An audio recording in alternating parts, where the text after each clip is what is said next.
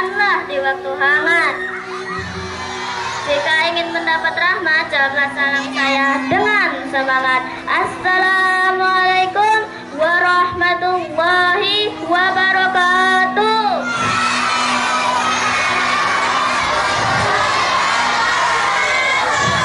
Bismillahirrahmanirrahim. Alhamdulillahirabbil alamin wa bihi nasta'in wa ala umurid dunya waddin. Wassalatu wassalamu ala asrofil anbiya'i wal mursalin sayyiduna wa maulana Muhammadin wa ala alihi wa sahbihi ajma'in.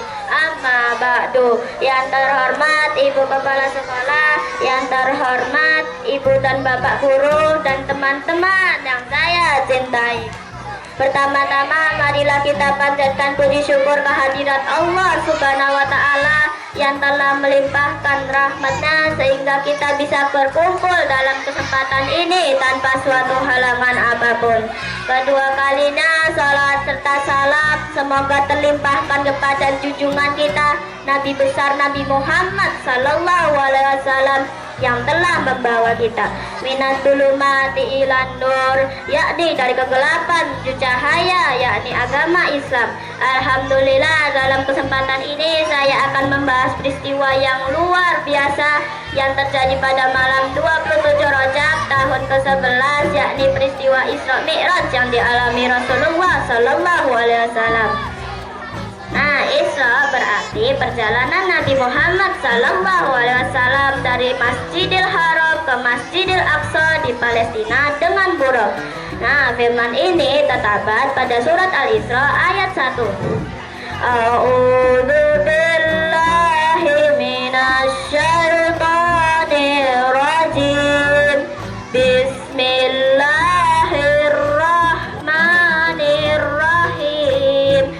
Subhanalladzi asra bi abdihi lailam minal masjidil harami ilal masjidil aqsal ladzi linuriyahu min ayatina innahu huwas samiul basir.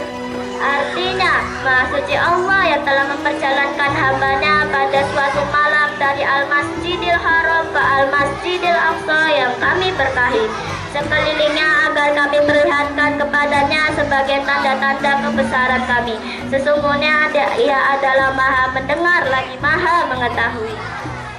Nah, sedangkan Mi'raj berarti perjalanan dari Masjidil Aqsa naik ke langit ketujuh, yaitu Sidratul Muntaha. Nah, saat malaikat Jibril dan saat Nabi Muhammad ditemani oleh malaikat Jibril, mereka bertemu dengan nabi-nabi terdahulu, yaitu Nabi Adam, Nabi Yahya, Nabi Idris, Nabi Isa, Nabi Harun, Nabi Musa, dan Nabi Ibrahim. Lalu Nabi Muhammad pun langsung naik ke langit ketujuh untuk berbicara langsung kepada Allah Subhanahu wa Ta'ala. Lalu Allah Subhanahu wa Ta'ala menyuruh Nabi Muhammad Sallallahu Alaihi Wasallam untuk sholat 50 kali sehari semalam. Lalu setelah Nabi Muhammad Sallallahu Alaihi Wasallam menerima tugas dari Allah Subhanahu wa Ta'ala, Nabi Muhammad pun turun ke langit ke-6 dan berjumpa dengan Nabi Musa di sana. Lalu Nabi Musa berkata, "Wahai Muhammad, apa yang Allah Subhanahu wa Ta'ala perintahkan untuk umatmu?" Lalu Nabi Muhammad berkata, "Allah Subhanahu wa Ta'ala mewajibkan umatku untuk sholat 50 kali sehari semalam." Lalu Nabi Musa berkata, "Wahai Muhammad, mintalah keringanan lagi kepada Allah Subhanahu wa Ta'ala karena umatmu tidak akan sanggup dengan hal ini." Lalu Nabi Muhammad pun berpikir dan meminta pendapat dengan malaikat Jibril. Sedangkan malaikat Jibril menyetujui apapun keputusan Nabi. Lalu Nabi Muhammad pun naik untuk meminta keringanan lagi kepada Allah Subhanahu wa Ta'ala.